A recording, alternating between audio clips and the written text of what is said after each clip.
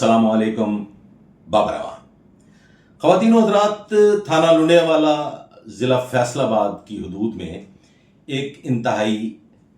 दुखदायक वाक़या पेश आता है, जिसमें फ़ारूक हुंदल हैं जो कि एसपी रिटायर्ड हैं। उनसे 3 लोग जो हैं वो लुक़मा अजल बन जाते हैं और इसकी निस्बत एक मुकदमा दर्ज होता है थाना लुंडियावाला में, मुकदमा नंबर 279/26। 28 अप्रैल का ये वाक़या है और एफआईआर के मुताबिक जो मुद्दई हैं वो चदर फैमिली से बिलोंग करते हैं, मज़र मुकदमा के मुद्दई हैं और वो कहते हैं कि फ़ारूक हुंदल साहब जो हैं, ये जो रिटायर्ड एसपी हैं, इन्होंने ज़्यादती की है और हमारे 3 लोगों को, जिसमें एक जो है वो उमर रसीदा हैं और एक जो है उनकी 3 बेटियां हैं, एक जमा साल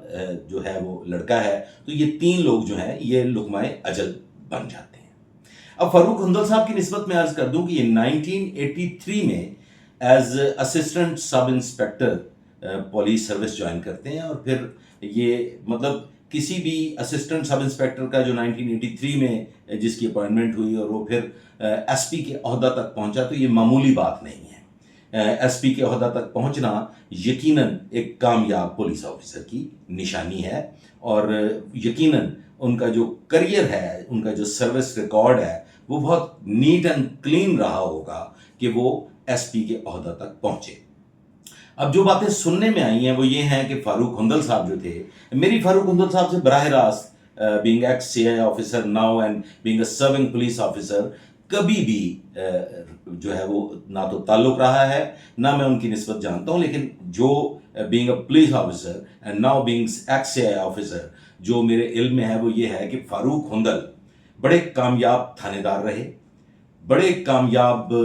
डीएसपी रहे और बहुत ही कामयाब एसपी भी रहे। फाइनली रिटायर हो गए। उनकी निस्बत जो लोगों से मैंने सुना, जो अपने कलीग से सुना, जो उनको करीब से जानते थे, उनका कहना है कि बड़े सख्त पुलिस ऑफिसर रहे, बड़े जालिम पुलिस ऑफिसर रहे। तशद्दुद के मामलात में भी उनसे जो खौफ खाते थे क्रिमिनल्स, और सीआईए में भी उन्होंने सर्व किया। अब मुख्तलिफ बातें सुनने को मिल रही हैं। एफआईआर के मुताबिक जो मुद्दई हैं वो ये लिखते हैं कि हमारी भैंसें या हमारे जो जानवर थे वो फ़ारूक हुंदल साहब की ज़मीन में जो उनकी फसल थी उसमें दाखिल हो गए थे और फ़ारूक हुंदल वहाँ मौजूद थे। अब एक बात जो और सामने आई वो ये कि फ़ारूक हुंदल साहब जो हैं वो उस वक्त वो मुसल्ला थे और उसके अलावा उनका वहाँ पे एक भतीजा था उस्मान उर्फ शानी, वो भी वहाँ मौजूद था। जब ये जानवर फसलों में आते हैं, ये अब एफआईआर से हट के हम कुछ गुफ्तगू कर लेते हैं, ये जानवर जब फसलों में घुस जाते हैं तो मेरी इत्तला के मुताबिक फ़ारूक हुंदल साहब की, उस्मान की, ये जो मज़र वगैरह के लोग चद्दर बरादरी के, इनके साथ बड़ा शदीद लड़ाई झगड़ा होता है और बड़ी शदीद किस्म की गालम गलोच होती है। और इसमें अब कुछ लोग तो ये कह रहे हैं कि फ़ारूक हुंदल साहब जो हैं वो भी ज़ख्मी है, लेकिन वो खुद साख्ता ज़ख्मी है, उनके सर में चोट लगी है, किसी आहनी चीज़ से, किसी शार्प एज वेपन से उन पे हमला किया गया और वो ज़ख्मी हैं और इस वक्त गालिबन एलाइड हॉस्पिटल में ज़ेर इलाज हैं, जबकि उस्मान उर्फ शानी जो है वो गिरफ्तार हो चुका है। ख़वातीन व हज़रात, वो हमने अव्वल में जब हमने पुलिस सर्विस ज्वाइन की तो सुना था कि पुलिस अफसर मुद्दई भी पैड़ा तो मुलजम भी पैड़ा। मुद्दई वो इस हैसियत में पैड़ा कि पुलिस अफसर की बात पे यकीन ही कोई नहीं करता, एक तीसरी मखलूक समझा जाता है पुलिस को, कोई ओन करने के लिए तैयार ही नहीं है और ये समझा जाता है कि शायद पुलिस अफसर जुल्म व ज्यादती कर रहा है जो ये मुद्दई बन गया है, और अगर वो मुलजम हो तो फिर बिल्कुल उसके वाइस वर्सा ये बात होती है कि जी ये यकीनन ये जो भी ज्यादती हुई है, ये जो कुछ भी हुआ है, यकीनन इस पुलिस ऑफिसर ने किया होगा। साल 2026 बहुत से पुलिस अफसरान पे बहुत भारी रहा, कुछ हाजिर सर्विस पुलिस अफसरान पे भारी रहा और कुछ चंद एक रिटायर्ड पुलिस अफसर्स पे भी भारी रहा।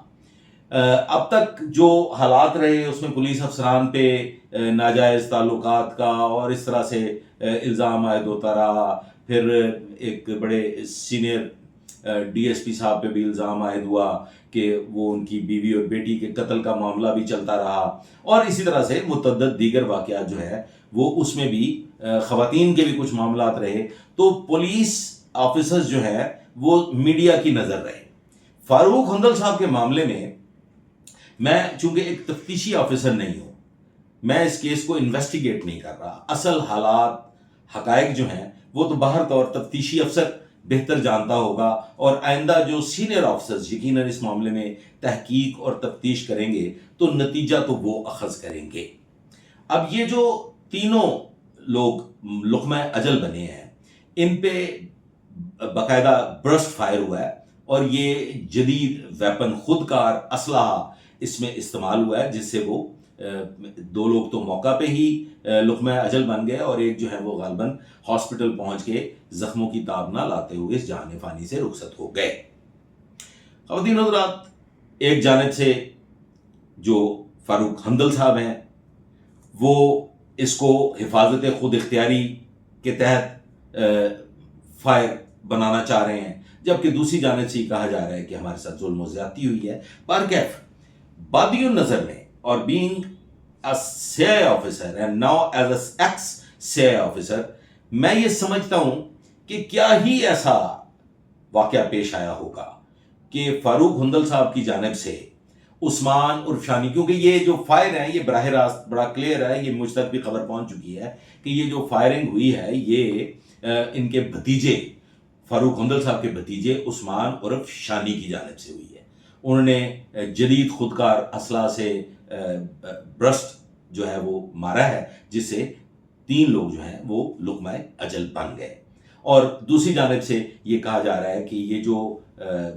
چدر برادران تھے، ان کے جانور داخل ہوئے، جانوروں کو روکا ہوگا، اس پہ کچھ گالی گلوچ ہوئی ہوگی، کچھ تلخ جملے جو ہیں وہ ایک دوسرے کی جانب سے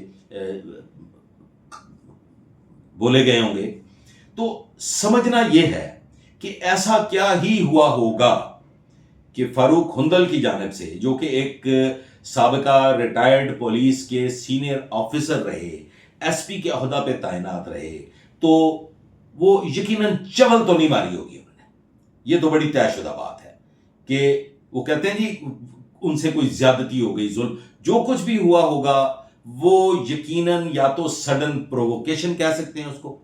یا آپ یہ کہہ سکتے ہیں کہ وہ بڑے اپنے اس میں طاقت کے نشے میں سرشار تھے۔ لیکن ایک ریٹائرڈ پولیس آفیسر طاقت کے نشے میں سرشار تھا، جی یہ سمجھ سے بالاتر ہے۔ وہ گندم کی وہاں پہ کٹائی چھڑائی وغیرہ ہو رہی تھی، تو اس میں کیا ایسی صورتحال پیدا ہو گئی کہ فاروق ہندل صاحب کے بھتیجے نے تین لوگوں کو اس دنیا سے رخصت کر دیا۔ بہر طور ایک خاندان کے تین افراد لقمہ اجل بن چکے ہیں، بڑا ظلم ہوا ہے، بڑی زیادتی ہوئی ہے، تفتیش یقیناً میرٹ پہ ہوگی، اور فاروق ہندل صاحب کی بھی میں سمجھتا ہوں کہ پولیس افسر کی بھی بات سنی جانی چاہیے، وہ بھی اسی معاشرے کا ایک فرد ہے۔ اور اب فاروق ہندل صاحب ایک ریٹائرڈ آدمی ہے، وہ ایک ریٹائرڈ پولیس آفیسر ہے، تو ان کو ایک عام شہری کی طرح ٹریٹ کیا جانا چاہیے۔